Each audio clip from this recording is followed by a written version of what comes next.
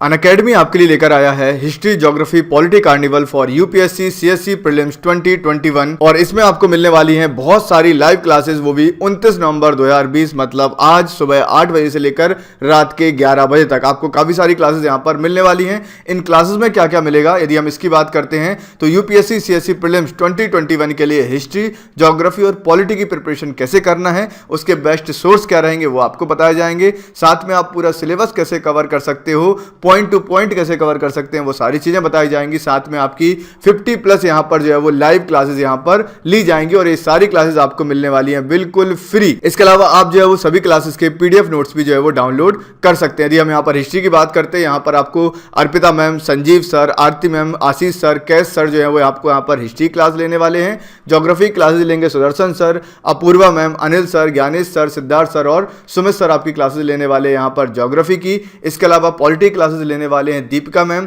Gunjan sir, Vishnu sir, Ankit sir, Sumit sir, Deepak sir, Sanjay sir, ये सारी classes आपकी लेने वाले हैं और ये इंडिया के टॉप एजुकेटर्स हैं जो आपको फ्री में पूरा दिन यहां पर पढ़ाने वाले हैं। इन क्लासेस को देखने के लिए अभी प्ले स्टोर से अनअकैडमी लर्निंग ऐप डाउनलोड करें या साइन अप करें unacademy.com पर। अपना गोल यूपीएससी सीएससी सिलेक्ट करें और साथ ही यूज करें हमारा कोड गुरुजी GURUJI और अनलॉक करें फ्री प्लस एक्सपीरियंस को to begin your journey with Unacademy. Let's crack it. नमस्कार दोस्तों, मेरा नाम है शशांक और स्वागत है आप सभी का ऑल इंडिया गुरुजी यूट्यूब चैनल पर। और इस वीडियो हम डिस्कस करने वाले हैं 29 नवंबर के सभी करंट अफेयर्स। साथ में मैं आपको बता दूं ये सीरीज आपको डेली मैं यहां पर प्रोवाइड करा रहा हूं, डेली मॉर्निंग में 9 बजे, जहां पर हम रोज के करंट अफेयर डिस्कस करते हैं और इस लेवल के करंट अफेयर डिस्कस करते हैं जो आपके एग्जाम में पूछे जाते हैं। और मेरे द्वारा पढ़ाए गए बहुत सारे करंट अफेयर आपको लास्ट टाइम के जो यूपीएससी एग्जाम है, पीएससी एग्जाम है, उनमें पूछे गए थे। तो आप बहुत ध्यान से, बहुत ईमानदारी से पढ़िए और यदि आपको वीडियो पसंद आता है तो वीडियो को लाइक और शेयर जरूर कीजिएगा। तो चलिए शुरुआत करते हैं। फर्स्ट क्वेश्चन यहां पर देखते हैं, साथ साथ में आप भी आंसर करते जाइएगा। पहला क्वेश्चन है, निम्नलिखित कथनों पर विचार कीजिए। एनसीएम ने 2011 और 2012 में क्रमशः भरतपुर दंगे और बोडो मुस्लिम संघर्ष की जांच की थी। एनसीएम एक्ट की धारा 13 के तहत आयोग को प्रत्येक वर्ष एक वार्षिक रिपोर्ट संसद के समक्ष प्रस्तुत करनी होगी। नीचे दिए गए कूट का प्रयोग कर सही उत्तर चुनिए। केवल एक सही है, केवल दो सही है, एक और दो दोनों सही है, ना तो एक सही है और ना ही दो यहां पर सही है। तो राइट आंसर क्या होगा? राइट आंसर होगा ऑप्शन ए, केवल और केवल एक यहां पर सही है। यदि हम बात करते हैं एनसीएम की, सबसे पहले तो आपको पता होना चाहिए एनसीएम क्या है। एनसीएम होता है नेशनल कमीशन फॉर माइनॉरिटीज। क्या होता है? नेशनल कमीशन फॉर माइनॉरिटीज, अल्पसंख्यकों के लिए आयोग। इस आयोग ने जो है वो 2011 और 2012 में क्रमशः भरतपुर दंगे और बोडो मुस्लिम संघर्ष की जांच की थी। एनसीएम एक्ट की धारा 13 के तहत आयोग को प्रत्येक 2 वर्ष में एक वार्षिक रिपोर्ट संसद के समक्ष प्रस्तुत करनी होगी, किंतु 2010 के बाद से एक भी रिपोर्ट प्रस्तुत यहां पर नहीं की गई। साथ ही 2004 में सुमित्रा महाजन समिति बनाई गई। उसने बोला कि साहब एनसीएम को और अधिक मजबूत जो है वो हमको करना होगा। इसकी सिफारिश भी जो है वो सुमित्रा महाजन के द्वारा की गई थी, तो इसको आप ध्यान रखेंगे। नेक्स्ट क्वेश्चन आता है, निम्नलिखित कथनों पर विचार कीजिए। चीन केवल भारत के खिलाफ ही जल बम की रणनीति अपना रहा है। इसका अर्थ होता है कि पड़ोसी देश पर हमले या प्रहार करने के उद्देश्य से अत्यधिक मात्रा में जल को बांधों में संग्रहित करना है। नीचे दिए गए कूट का प्रयोग कर आपको सही उत्तर चुनना है। केवल एक सही है, केवल दो सही है, एक और दो दोनों सही है, ना तो एक सही है और ना ही दो यहां पर सही है।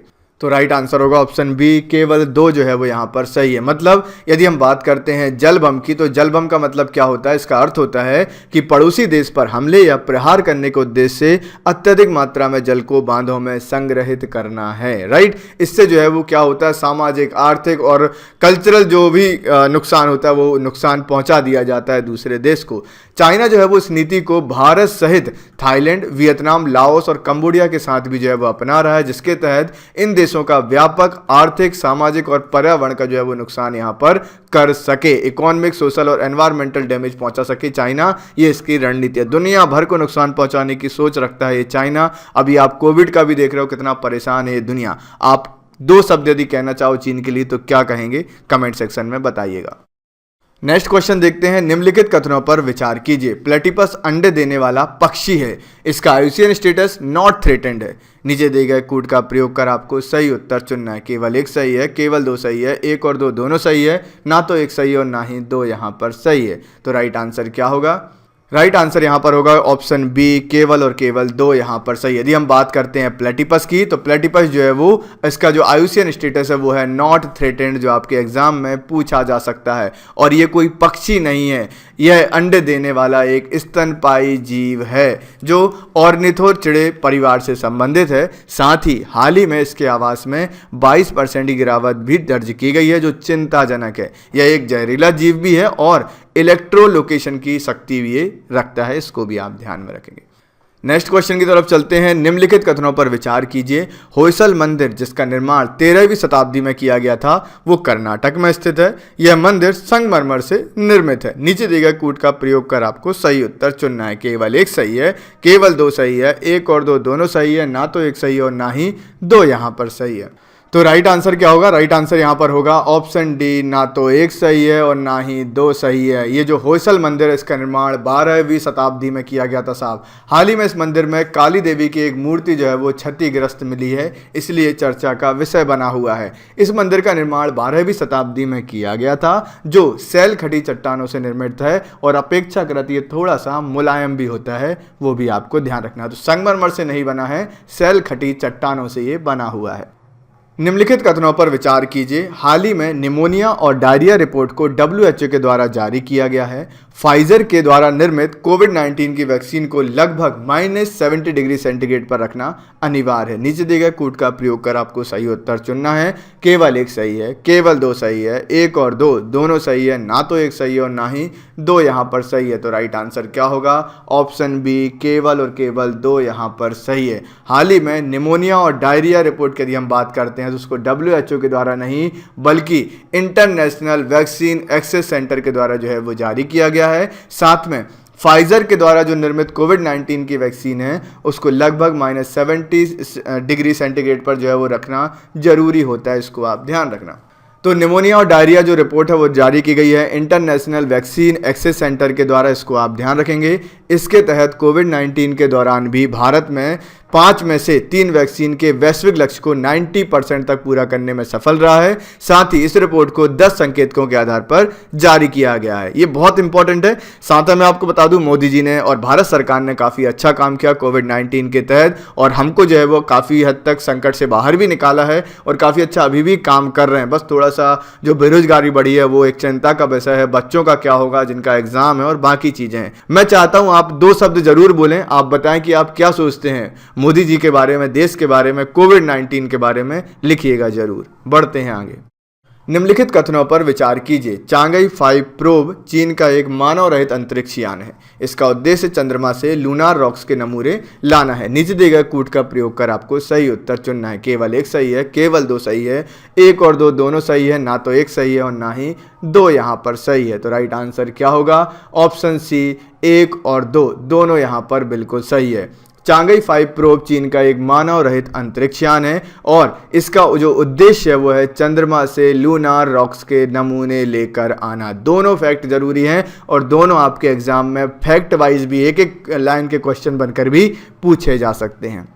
इसके तहत चंद्रमा की उत्पत्ति व निर्माण के बारे में समझने में हमको अधिक मदद मिलेगी।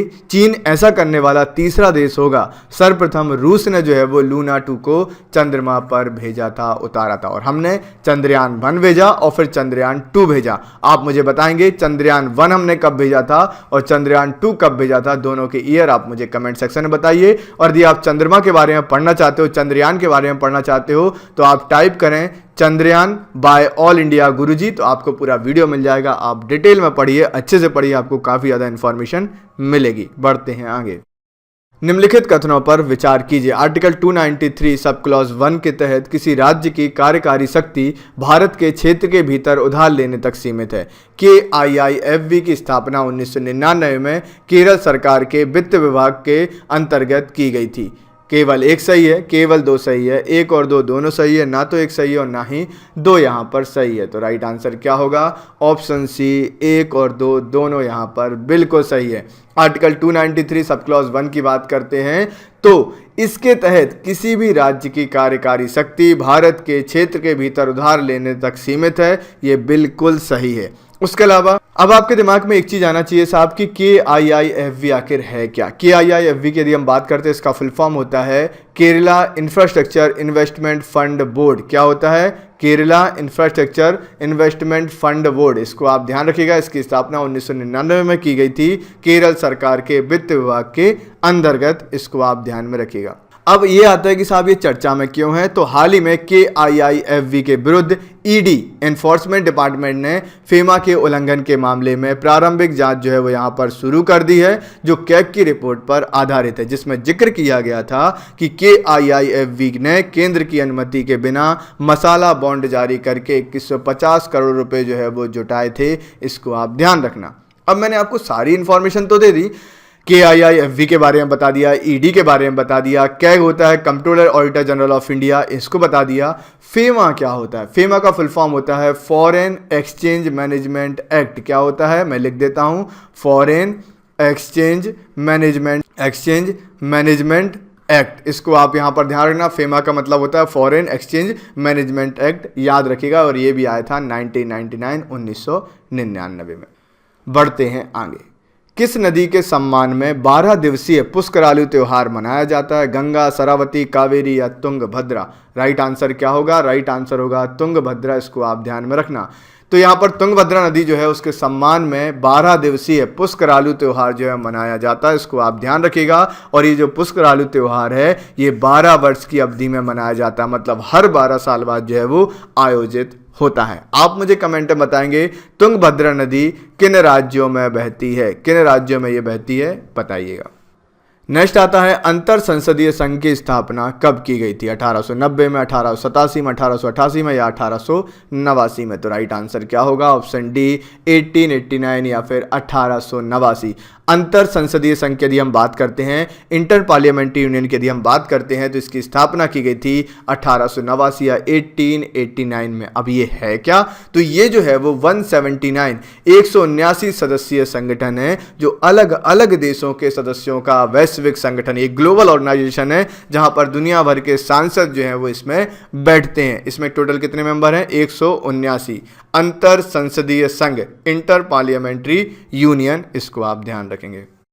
बढ़ते हैं आगे नेक्स्ट क्वेश्चन की तरफ। भारत की पहली सौर ऊर्जा कपड़ा मिल किस राज्य में स्थापित की जा रही है? गुजरात में, मध्य प्रदेश में, महाराष्ट्र में या फिर राजस्थान में? तो राइट आंसर होगा ऑप्शन डी राजस्थान में। भारत की पहली सौर ऊर्जा कपड़ा मिल आपको कहां पर मिलेगी? आपको मिलेगी साहब ये राजस्थान में।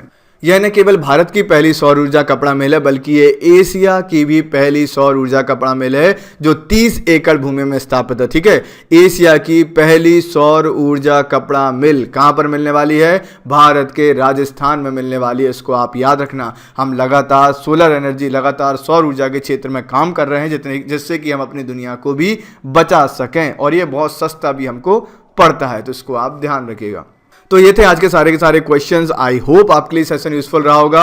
आप वीडियो को लाइक और शेयर जरूर किया कीजिए, कमेंट करके मुझे जरूर बताया कीजिए, क्योंकि इससे मेरा मोटिवेशन बढ़ता है। यदि आप मुझे अच्छे से कमेंट करेंगे, लाइक करेंगे, वीडियो को शेयर करोगे, तो मैं आपके लिए और भी अच्छा कंटेंट यहाँ पर आपको प्रोवाइड करा दूंगा, जी जान लगा दूंगा आपके लिए। तो आपको वीडियो कैसा लगा मुझे जरूर बताइए, वीडियो को लाइक कीजिए, और यदि आपने अभी तक चैनल सब्सक्राइब नहीं किया है तो आप चैनल को अभी के अभी सब्सक्राइब कर लीजिए और बेल बटन पर क्लिक कर दीजिए ऑल नोटिफिकेशन सेलेक्ट करके। तो मिलते हैं कल मॉर्निंग में 9 बजे। Thank you very much, take care, जय हिंद।